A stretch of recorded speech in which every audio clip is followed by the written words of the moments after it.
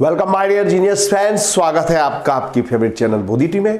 दोस्तों चलो अंग्रेजी सीखे इस सीरीज में ये हमारा दूसरा वीडियो है। इससे पहले जो पर्सनल प्रोनाउन का जो वीडियो था हम शेयर कर चुके हैं, वो आपको अवश्य देखना चाहिए।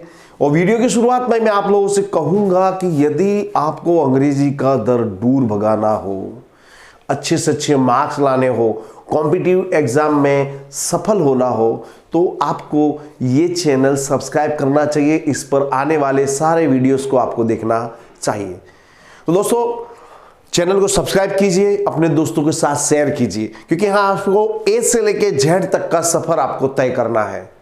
तो आज का हमारा दूसरा वीडियो है। ये वीडियो है about this, that, these and those. इसमें कई स्टूडेंट्स की मिस्टेक होती है। दोस्तों जैसा मैंने कहा था कि मैं शुरुआत से चला रहा हूं, यानी गलती की एक भी गुंजाइश नहीं रहनी चाहिए। ओके, तो सब चीज पहले देखते हैं कि दिस, दैट, दीज, दोज ये है क्या। तो दिस, दैट, दीज, दोज इनको कहते हैं डेमोन्स्ट्रेटिव प्रोनाउन अथवा एडजेक्टिव कहते हैं। इसमें दिस और दैट इसका उपयोग होता है एक वचन के लिए। किसी एक वचन संज्ञा को दर्शाना हो तो दिस और दैट का उपयोग होता है, जबकि जो दीज और दोज, दिस का प्लूरल होता है दीज, दिस यानी यह, दीज यानी ये, दैट वह, इसका प्लूरल होता है दोज यानी कि वे। ये आप लोग याद रखिएगा। तो जो दीज और दोज है इनका उपयोग होता है बहुवचन के लिए, और दिस और दैट का उपयोग होता है एक वचन के लिए। अब दिस और दीज ये नजदीकी दर्शाते हैं। जैसे दिस इज ए मार्कर, अगर एक से ज्यादा हो तो मैं क्या कहूंगा, दीज आर मार्कर्स। और दूर की वस्तु दर्शाना हो तो दैट, जैसे दैट इज अ बर्ड। अगर मैं इसको प्लूरल करूं तो क्या क्या कहूंगा, दोज आर बर्ड्स। इस तरह से दोस्तों हम दिस, दैट और दीज का उपयोग जो है आज सीखने वाले हैं।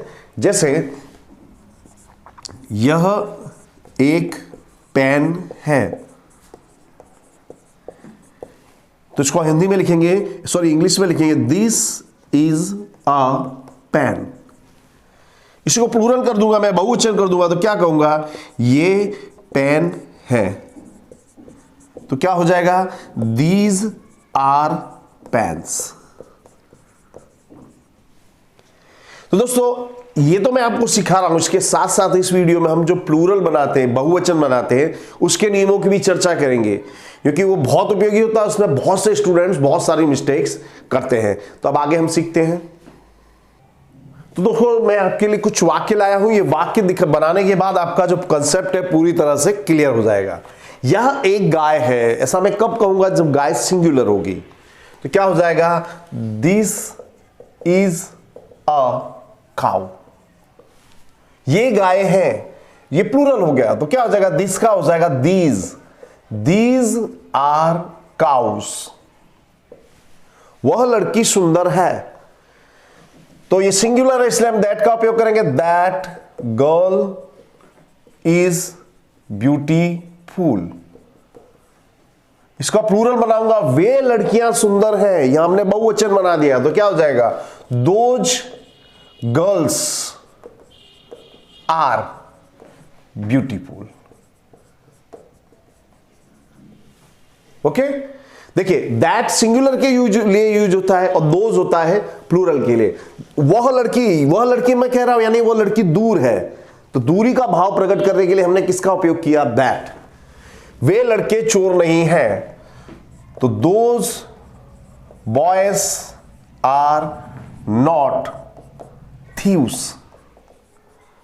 देखिए थीव का मतलब होता है चोर, इसका प्लूरल होता है थीव्स।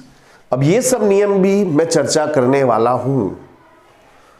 ये हमारी पुस्तकें नहीं है, तो these are not our books. क्या वे आपकी पुस्तकें हैं। अब यह वाक्य हो गया इंट्रोगेटिव प्रश्नवाचक। तो अंग्रेजी भाषा में इंट्रोगेटिव प्रश्नवाचक वाक्य का उपयोग करने के लिए जो भी हेल्पिंग वर्ब है वो आगे आ जाता है। जैसे वे के लिए आएगा दोज। अब ये वाक्य इंट्रोगेटिव है, इसलिए आर जो है अब आपका आगे आ जाएगा। Are those your books? आया ख्याल आपको दोस्तों? क्या ये आपके ट्रैक्टर है? ये तो आर दीज योर ट्रैक्टर्स? यानी जब भी इंट्रोगेटिव बनाना हो हमको तो जो भी हेल्पिंग वर्ब है वो आगे आ जाती है। यहां पे जैसे आर का उपयोग था तो आर आगे आ गया। जैसे क्या वह एक गधा है?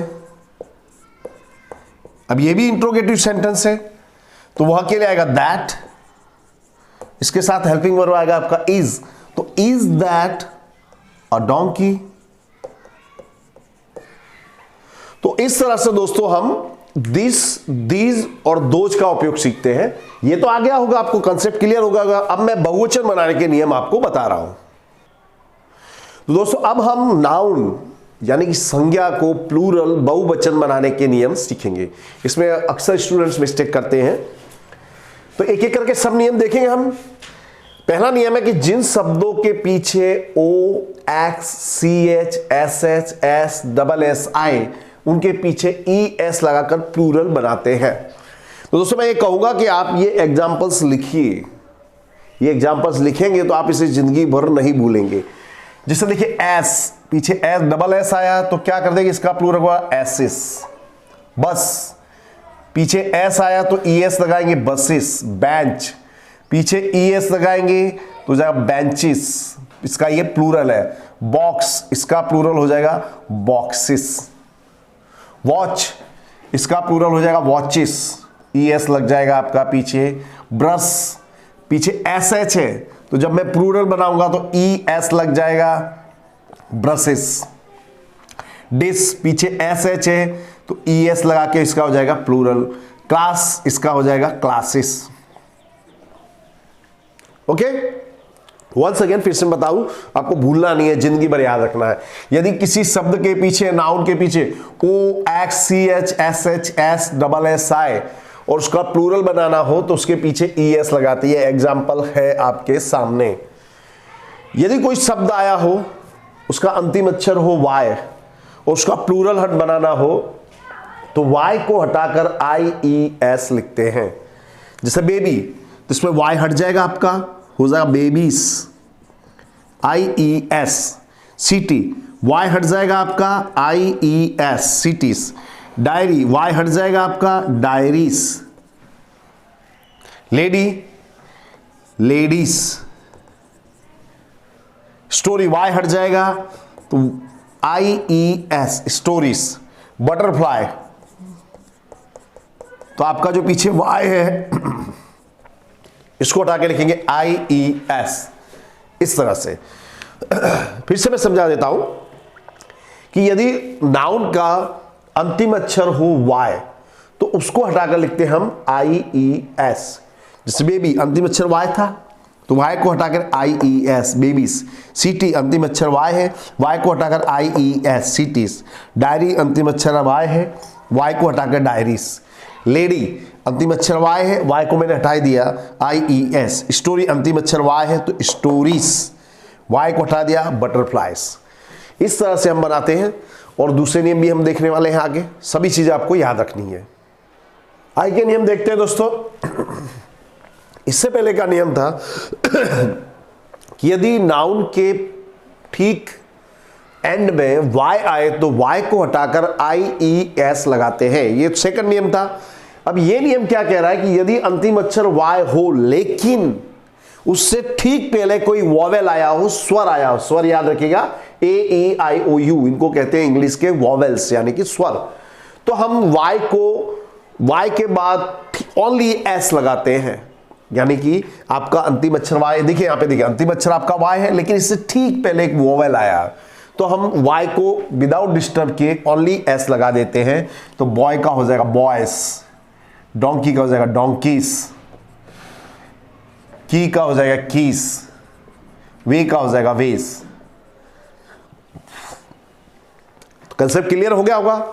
अगर कोई संज्ञा दी हो, नाउन दी हो, उसके पीछे एफ अथवा एफ ही आए तो उसका हटाकर एफ और एफ ही को हटाकर VES लगाते हैं। जैसे लीप तो इसका हो जाएगा लीव्स, लीफ यानी पत्ता, इसका बहुवचन हो जाएगा लीव्स। नाइफ चाकू तो इसका हो जाएगा नाइव्स। वाइफ इसका प्लूरल हो जाएगा वाइव्स। लेकिन इसमें कुछ एक्सेप्शन भी, अपवाद भी है, जिसमें एफ वैसा का वैसा ही रहता है, पीछे सिर्फ एस लगाते हैं। जैसे चीप तो इसका हो जाएगा चीप्स। ड्वार्फ, ड्वार्फ यानी बोना तो इसका वही रहेगा ड्वार्फ्स। ग्रीप का ग्रीप्स ही रहेगा। रूप का रूप्स हो जाएगा, रूप यानी छप्पर। प्रूफ इसका प्लूरल हो जाएगा प्रूफ्स। हुप का प्लूरल हो जाएगा हुप्स।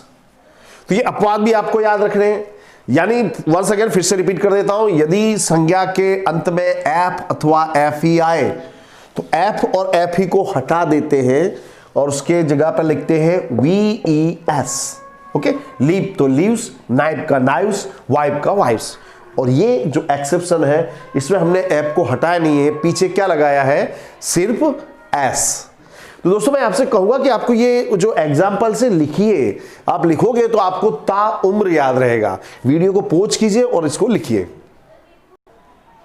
आगे के नियम देखते हैं दोस्तों।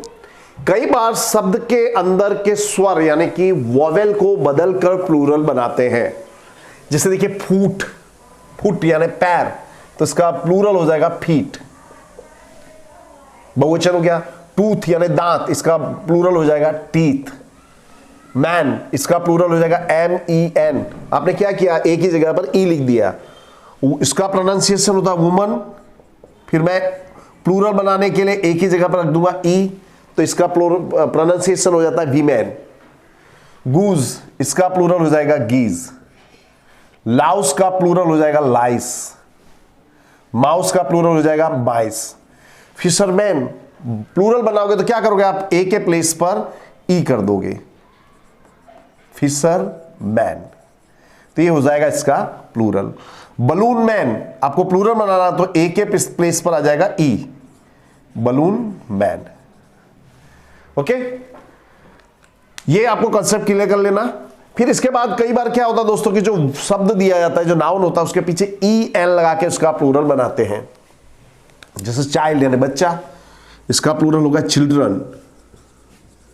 ऑक्स यानी बैल, इसका प्लूरल हो जाएगा ऑक्सन।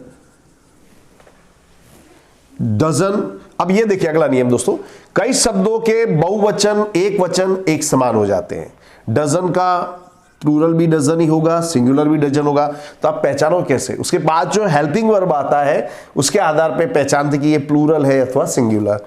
स्कोर का स्कोर ही रहता है, थाउजेंड का थाउजेंड ही रह जाता है।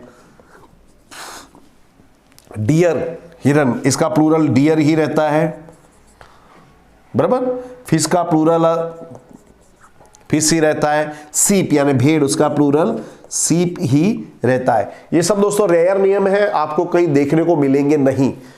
तो मैं आपसे कहूंगा कि इनको लिख लीजिए। आप स्टूडेंट हो तो आपके लिए उपयोगी है ही, और कॉम्पिटिटिव एग्जाम की तैयारी कर रहे तो भी इसके लिए आपके लिए बहुत ही उपयोगी है। आगे के नियम देखते हैं हम दोस्तों। नियम देखते हैं दोस्तों। कई जो संज्ञाएं होती नाउन्स, उनका मात्र एक वचन में ही उपयोग होता है। वो वस्तुएं एक हो या एक से ज्यादा, लेकिन हम जो हेल्पिंग वर्ब है वो सिंगुलर में लिखते हैं। जैसे एडवाइस यानी सलाह, कोई आपको एक सलाह दे या कई सलाह। हम जैसे उदाहरण बता रहा हूं, देखें, parents always give good advice. Okay, furniture, जैसे फर्नीचर में आपके टेबल कुर्सी मेज वेज हो, उसका प्लूरल नहीं करेंगे, उसको हमेशा ही लिखेंगे। जैसे योर फर्नीचर इज न्यू, इस तरह से लिखेंगे।